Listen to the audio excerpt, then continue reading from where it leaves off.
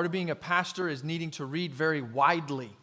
And so what I end up doing is spending quite a bit of time reading children's books. There's one book that my kids brought home from the library, and it was called The Hug Machine. The Hug Machine. Now, it's about a little boy who calls himself the Hug Machine because he just has so much love to give, right? And so he goes around the world making a better place, hugging things. He hugs his dog, he hugs his friends, he hugs his parents, he hugs fire hydrants, etc. He's just committed to it, right? And about partway through the book there, halfway, runs into a problem because he discovers a porcupine. How do you hug a porcupine? I found this book quite compelling because I too have porcupines in my life, and I don't know how to hug them. In fact, if we think about it, there's a reality that all of us have porcupines, and you are someone else's porcupine. It's called porcupine potential, and we all have it. Porcupine potential. It's actually funny, you think about what brings you the most joy in life. I was traveling this week. I was out in Chicago at a conference, and I like to start conversations with just randos. And one of the questions I use often, through the checkout line or whatever, is like, hey, we were just having this conversation. What brings you the most joy in life? It's one of my best openers and makes some people cry, and so you have to be careful of that part. But usually it works out pretty good. And people most oftentimes, they'll end up coming back to relationships. That's really what the answer is. Oh, I have these people in my life. I have these things. Now, what's fascinating is you ask them, what are the most stressful parts of your life? And they'll say tooth pain. No, they'll say relationships. It's the same thing. The place where we have the most potential for the joy and the health and the healing is also the place with the most potential for porcupines. Porcupine potential. Now, I want to jump into Colossians here with the vision to discover how these relationships are supposed to work. Okay, if you want to join me towards Colossians 3, towards the tail end here, we're actually going to be doing something different a little bit. This passage, breaking it into 3 parts, we're actually going to work backwards through it. And there's a reason for that. I'll explain that as we go, but we're going to start in verse 18 and read this last section, and we're going to work backwards to truly understand what he's trying to say, to get the picture sort of painted. Now, I do need to warn you going into this that when we read this, there's going to be the temptation to just stop listening. Okay? More than normal. There's going to be a temptation that there's going to be this list, and it's going to be a list of what I need to do, and I don't like that, and there's going to be, I'm going to stop listening. Now, what I want to invite you to do is, instead of hearing this as a list, I want you to hear this as a description of what could be. This is not a weight that's being laid on top of you. I want you to understand this is a vision of what relationships could actually look like. There's all sorts of things there's some things we have to wrestle with and some details and some arguments. We'll get there. But just hold off for a second and listen to it as a vision for what could be. Okay? Starting in verse 18, it says this: Wives, submit to your husbands, as is fitting in the Lord. Husbands, love your wives, and do not be embittered against them. Children, obey your parents in everything, for this is pleasing in the Lord. Fathers, do not provoke your children, so they will not become disheartened. Slaves, obey your earthly masters in every respect, not only when they are watching, like those who are strictly people pleasers, but with a sincere heart, fearing the Lord. Whatever you're doing, work at it with enthusiasm as to the Lord and not for people, because you know that you will receive your inheritance from the Lord as a reward. Serve the Lord Christ. For one who does wrong will be repaid for his wrong, and there are no exceptions. Masters, treat your slaves with justice and fairness, because you know that you have a master in heaven. I want to stop at verse 1 there of chapter 4 and deal with some of these sticky points. Immediately there's a couple. There's this whole thing about the wives, right? And there's a whole thing about slaves. And so we got to rewind ourselves a little bit. We are 2,000 years removed from when this church in Colossae received this letter. So there's a lot of history there, right? There's a lot of different thoughts. So we need to go back. We got to put on our first century hat a little bit to be able to see this as they saw it. I want to deal with both of those things, both of the kind of big sticky issues here. But before we dig in, again, just pause for a second.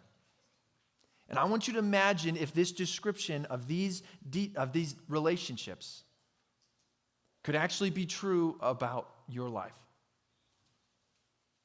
What if this was true? What if this wasn't just the command side, this was a description side? This was a vision of what your relationships look like. That between, primarily in that spouse relationship, between mom and dad there, the defining characteristic was actually harmony. What if the parental relationship, right, as parents are dealing with their children, their actual defining characteristic was one of care? And the return was one of respect.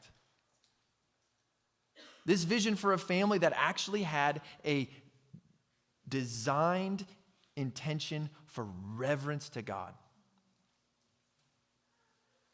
So we'll argue about that in a second, all those details, but just for a second, try to capture what is put in front of us here. What if this was true? What if this was attainable? In fact, we hear a description of that where people are caring for one another, where there's this selflessness, where there's these dynamics really work together. And we realize that we need that. It feels right. It feels good. I need that. The first point I want to bring out here is that your relationships can be what you need them to be. Paul describes these relationships, and oftentimes we hear a list like this and we go, that's impossible. That's just kind of pie in the sky. Like, that would be great if that could actually happen, but realistically, my relationships are never going to do that. And we can get caught in that. We can get looped in that. And there's this negative, untrue thought that the relationships in my life cannot be redeemed. There's something wrong with you too much. There's something wrong with me too much. There's something wrong with this dynamic. And this could never actually be changed. And I'll never get what I need from these relationships. Categorically, that is untrue. Paul tells us the opposites. Your relationships can be what you need them to be. Paul's inviting the Colossians. He's saying, look at this. What would it be like if instead of a slow degrade down, that the most stressful part of my life is my relationships, it was actually the opposite.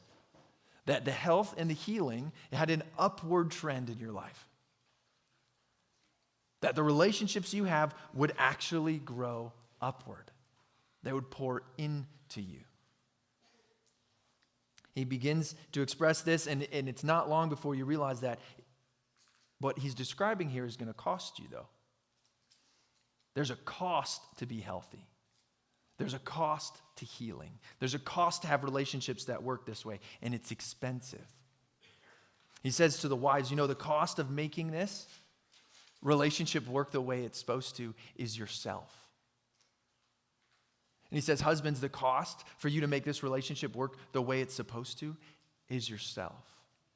If you want a family, if you want relationships that come out of a dark place and into a light place, you need to understand that the cost is saying, this is not going to be about me.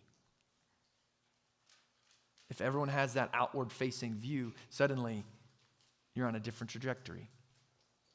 You could say it this way. You could read the passage this way. Wives, don't usurp your partnership with your husband because Christ is everything to you. Husbands, don't usurp your partnership with your wife because Christ is everything to you. Children, obey your parents because Christ is everything to you. Fathers, or really parents is a great word for that. Love your kids well because Christ is everything to you. There's a rooting back to this centrality, this Christocentric view, if you want to call it that Christ is center in my life. And he pulls back from that. He says, because Christ is center, this is what these relationships look like. Because of this relationship between you and God, those relationships have something better than what the world has to offer. Because of what Jesus did for you, you can do for others. It's not about you. The cost of making that relationship healthy the way God designed it to is making it not about me. The most important person in the relationship between you and someone else is Jesus. That's a new concept for many people. It's hard, actually. Now, the discussion of slavery needs a little bit of context as well. I think actually the most accurate word for slave in this context for us would be bondservant, right? Which nobody knows what bondservant is, which is why they don't use it, which is why probably it's not a good word, I guess, now that I say that. But the more accurate understanding, because for us in our context, slave has a lot of current historical meaning implied to it. When we think of slave, most often our minds go back to American slavery, much of the horrors that we learned about connected to that. And that's not actually the same picture as what would have been taking place here. This would be a different sort of economic reality where you would be indentured as like a long-term, even lifetime, but servitude to these other people. So a lot of the horrors and the inhumane treatment and the atrocities that were a part of Americans' slave history you should not import that onto what he's talking about here. People have used these verses, especially, in early American history, to sort of validate, see, slavery's okay. Look, Paul writes about it. It's all good. But that's not the case at all. These economic realities would be things like, well, you can sell yourself into slavery to possibly pay something off, or to now I have the money I need or the life I need to then build from, and I can work my way out of this. Right? It was more like a level, like a caste system, kind of closer to that. So it's not the same view. When he says masters and slaves, it's not quite exactly what you would picture if you went back to the plantations, right? It'd be significantly different. So he's saying, and he's, again, writing to Christians, there are Christians who are in this economic indentured servitude, and he's saying, you're not living a life of character. Even where you are, even in those economic circumstances, which you wish they were different or better or whatever, you still have a reality that the most important person in the relationship between you and your master is Jesus. That at the end of the day, your real master is Jesus. You still have a character, you still have a heart to upkeep. That relationship still can be what it's supposed to be as you serve people. He says, but it's not about you, not about sidestepping the work and just people-pleasing and showing off when you need to and shirking the rest. And he turns to masters, he says something extremely similar. What's the heart of God here and your economic thing? And just imagine the vision there. That if your economic relationships, the social relationships you have, were primarily focused on like, all right, what's the fairest, most just way that we can do business together? It wouldn't be about cutting somebody's corner. It wouldn't be about squeezing to get the upper hand. It wouldn't be about domination or fear or what if, or it wouldn't be about that. That if the most important person in your business relationships was Jesus, that would actually produce a very fulfilling career path.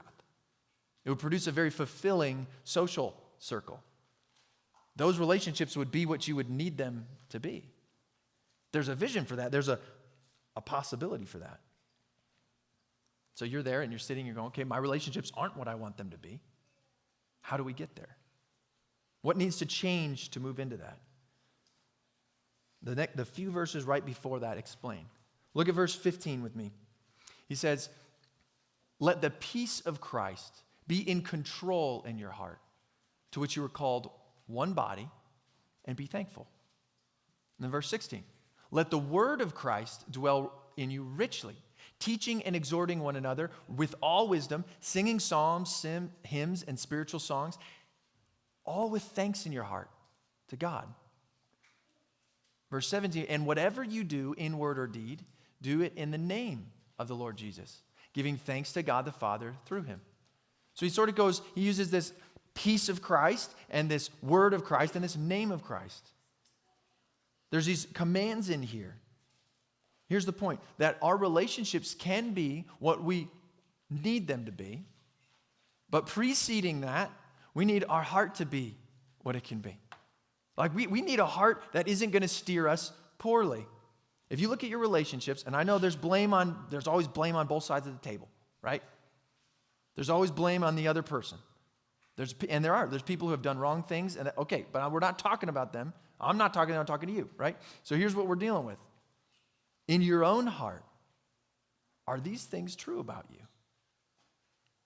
Again, think of this as the description of what we should have, the description of what could be in us. That Paul's putting this vision in front of us saying, your heart doesn't have to lean the way it leans. Let me ask you, do you think that your heart is primarily controlled by peace? Is that the temperature? Do you think that your focus internally, when you're like, I want to grow, I want to do better, I want to see things, does it actually look specifically to the gospel, to the word of Christ, to say, I know that this is true, and so I'm going to pull life from there? Where does it go to pull life? Does your heart find itself overflowing in action because of the glory of God? That's such like a Christian-y thing to say, right? But this is what he says, whatever you do, word or deed, whatever you're doing, you step out and you say, the reason I'm doing this, I just think this is going to glorify God the best. So, okay, when we're being honest about our own heart, and we're being honest about the standard put in front of us, as much garbage is on the other side of the table in those relationships, there's a good chance that some relationships have suffered because of the poison that we brought in. Is that fair? Is that fair? We got 3 back there. Is that fair? Okay. No. If we are wrestling because we look at our own hearts and go, I think there's more that God has for me. I think he's calling me to more. Then you're going to be on this trajectory where your heart can be what it needs to be. Again, we hit these points, and I see this in counseling, but you've also felt this. When you're so distraught, when things are going so poorly, you go, I just don't think this can work. Maybe it's them, maybe it's you, but there's just something about the heart that's just not right. I can't do this. That's not what we're invited into here. Paul says, actually, you can change. There's actually new life, there's redemption, there's forgiveness, there's growth. These things can be fixed. If you want those relationships to be what you need, then okay, that can happen, but it comes from our hearts being what our hearts need to be. How does that work? Well, I want you to focus. I want to point out one thing is that there's a specific emphasis on thanksgiving. Each of those verses, if you look in there, he gives us this, one's a command, one's a noun, and one's an adjective. And I think Paul's doing something funny there. I think he's intentionally saying thanksgiving all around, being thankful all the time. Whatever is happening, it's done with this background music of thankfulness. That's what's going on in the background all the time. And here's the reason why. You can't be mad and thankful at the same time. You can't be bitter and thankful at the same time. You can't be greedy and thankful at the same time. There's this thankfulness, right? Remember when you're a kid and you're complaining too much and your parents are like, all right, go to your room and count your blessings. My parents would write them down. Write down 100 things. Why? Because when you take an objective look at all that God's doing and the thankfulness that should be coming out of that, you're like, oh yeah, I probably shouldn't be whining. Now, it never worked. Writing them down, it never worked. But the concept is good. We should be thankful. All these things taking place in the context of thankfulness forces us to realize God is taking care of us. God is caring for us deeply.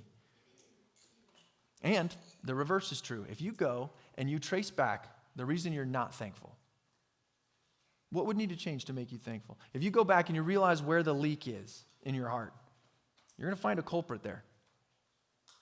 You can trace sin down if you're willing to do the work. So just again, think of this as a vision. What would it look like if the peace was the primary motivator in your heart? What kind of effect do you think that would have on your household? On those relationships closest to you? Or when he moves to this word of Christ, which is sort of this clever, poetic way of talking about the gospel. That the word of Christ is dwelling in you richly, meaning this has center stage. It has as much room as it will take in. And when I need something important, I go there. The gospel, that's a life source for me. What would that change if the primary place you looked for life was in the gospel message? In the third point, he goes further out. He talks about your actions. When we act for the glory of God, whatever you're doing. Now, think about this for a second. If the success of what you're doing is the glory of God, then it really doesn't matter the outcome you experience. Does that make sense? Because if you take the risk and you know that it's what ought to be done, and God is glorified in that, whether it fails or not, it really doesn't have anything to do with you. Right? If we think this is the glory of God is my primary concern, and I'm pressing into this, and this is what God's calling me to, and my highest good is to see God glorified, then the risks, then the punches, then the failures, then the overturns, it's all worth it.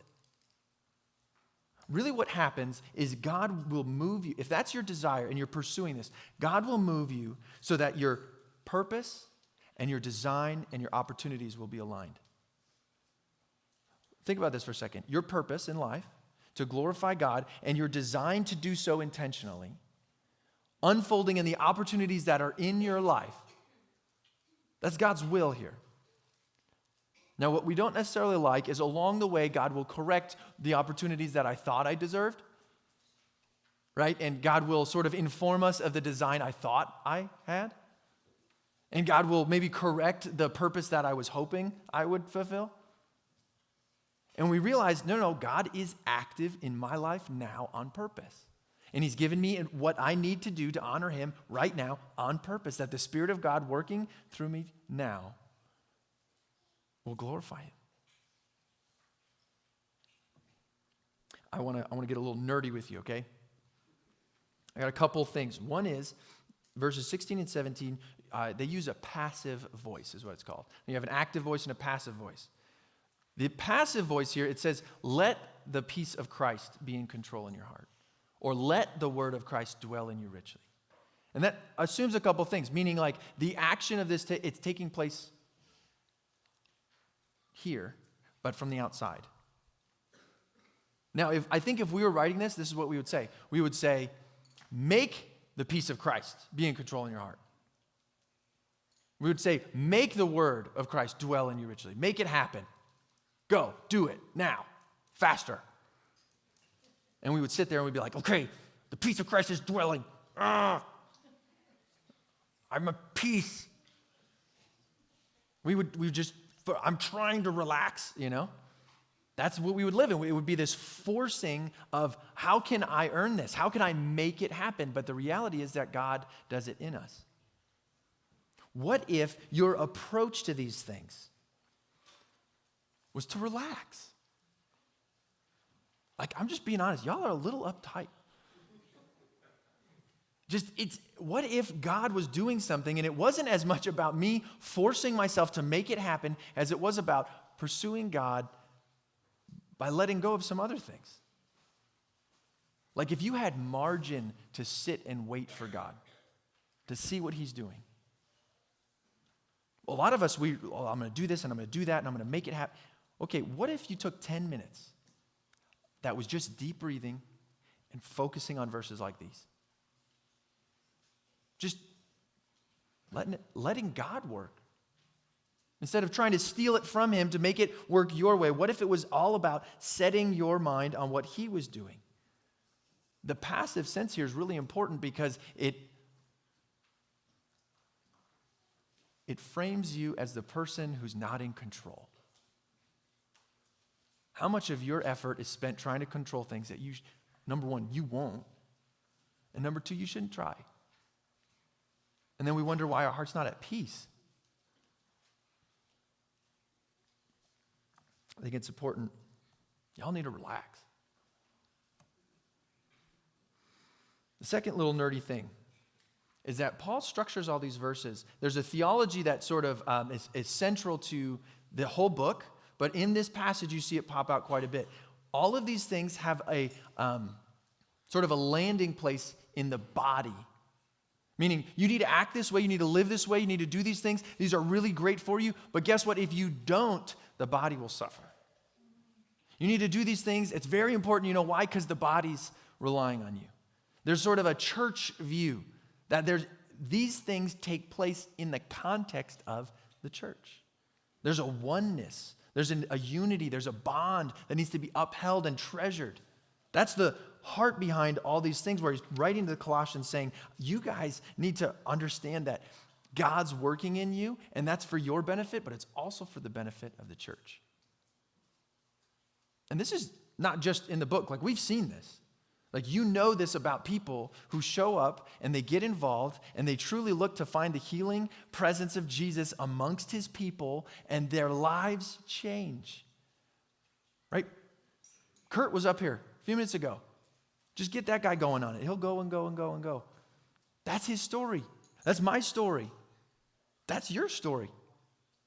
I would bet that the reason you're here today, unless somebody drug you here, is because you think that God does something special in the midst of his people. That's a belief you have. That's a conviction you have that God works in the context of his people. And the reason you believe that is because it's taught right here. God is working in his people to change us. He brings us into relationships, and he softens our hearts, and he uses God's people to do God's work. That's always been the plan. That's always how it's worked. And if I'm being honest, we take so much joy in watching it happen. But we've also had and you share in this with me, that we have a lot of heartbreak for the people who reject it. We've seen that. The people who walk in and then they keep people at arm's length. People who walk in and they start to experience what it's like to be amongst the people of God, and they realize what we talked about earlier about it being expensive. And people seeing into your life and realizing, like, hey, maybe not everything's as perfect as you want to say it is. Maybe there's some things we need to change here. And they push away. And what's so heartbreaking about that is, number one, yeah, like the church needs the church. That's how God designed it. But also, like, you need the church. Like, you need it. You need to be amongst God's people to feel God's work in his people. And so you watch people walk away and your heart breaks because they're just rejecting the healing they need the most. It's so heartbreaking. So if our relationships aren't where we want them to be, and our heart, listening to that, you go, my heart isn't exactly where I want it to be. How do we correct that? Some of us think that we are all time just a porcupine that nobody could love. How do you correct that?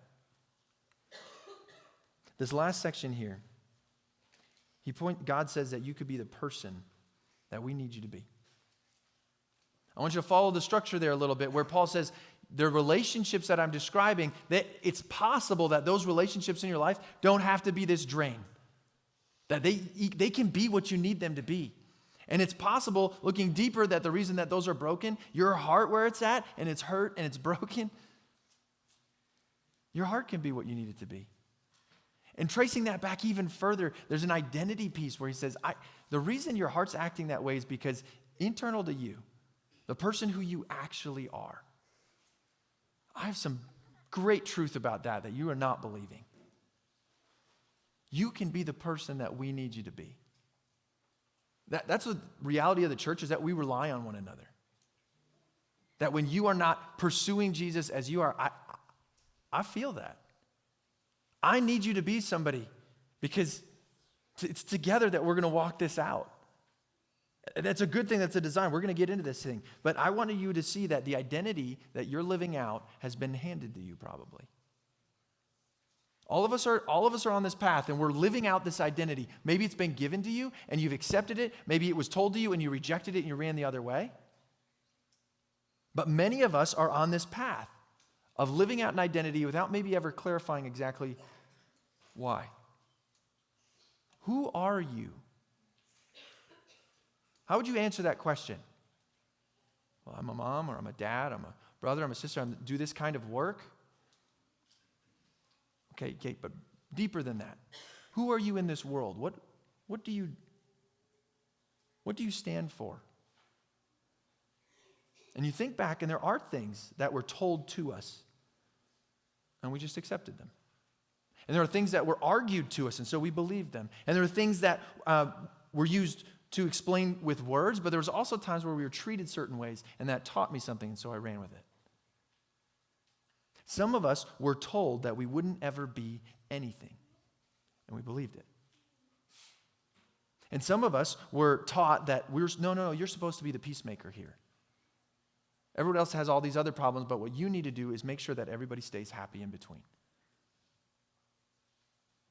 You're the responsible one. You're the life of the party. You're the one we're all relying on. You're worthless. You're worth what you can produce. You're replaceable. You're kind of forgettable. You're the most important person in the entire world. Or you'll never be as important as anybody else. And we've heard these things, and they were taught to us, and some of us have just taken them and said, okay. But who does God say you are? Look at verse 12. He says, therefore, as the elect, or a great word there is chosen. Therefore, as the chosen of God, holy and dearly loved. That's who we are. As a Christian, that's an identity statement. You're chosen, and you are holy, and you are dearly loved. And because of that, this is what we do. We clothe ourselves with a heart of mercy, kindness, humility, gentleness, and patience, bearing with one another and forgiving one another. If someone happens to have a complaint against anyone else, does that happen in your life? Does someone in your life ever happen to have a complaint against somebody else? Just me, okay. Just as the Lord has forgiven you, so you also forgive others. And to all these virtues add love, which is the perfect bond. Who are you? Chosen, holy, dearly loved. Is that how you'd answer the question? Because it should be. It should be. You need to be the person that we need you to be. And the way that happens, like if we want to have relationships that are what all they're supposed to be, and you're supposed to have a heart that's all it could be, it comes from knowing the person that God's created you to be. Like in Christ, you could be this person that we need you to be. You could be the person that you've been designed and called to be. And that's intentionally getting up and getting dressed in this right uniform every day. It's the mercy and the kindness and the humility and the gentleness and the patience. And that's going to protect you. You know, the hug machine, to go back to that literature that I was studying earlier, went through the house and found oven mitts, a bunch of hockey gear, some work boots, and he went out there and he hugged that porcupine. Put on the protective armor to pursue this down. And you're like, why are you keep reading us this children's book? Because it's just ridiculous enough it might stick in your brain that you're supposed to be a hug machine. We're designed to love people. Like God's put that in us, and we go out there and he says, how do you go hug those porcupines? Well, you got to put this on. You got to wake up and you have to put on the mercy. You know why? Because I need you to do it. I need you to be the kind of people that come out and are willing to forgive me. I need you to be the people who show mercy to me. I need you to show me gentleness and me patience and me kindness. That's who I need you to be. That's who your spouse needs you to be. That's who your kids need you to be. That's who your neighbors and your friends and everybody else in this room. That we're called to be these people who are clothed with these protective, wonderful, beautiful clothing. To go hug all those lovable porcupines. God has chosen you as a Christian to be in his family. Just think about that. That he views you as holy, like perfect. None of the shame, none of the regret. That's not how he sees you, but that you've been forgiven and you're loved. You hold on to that because, listen, people will take it from you. That's a precious truth, and people will rob you of it if you let them. There are many other lies that seem just as good, and they're not. And it will be taken from you. And you'll watch the progression go down, that as that person that I'm not being who these people need me to be, and what ends up is it starts kind of this heart rot where my heart ends up not being what it is, and it overflows these relationships where I'm going, I don't think there is hope here anymore. But the gospel message has this hope that it's not the end for us. This morning, we get to celebrate and recommit to pursuing Jesus so that we can be the person that all these other people need us to be, that we're designed to be, that we find the most joy and peace in being.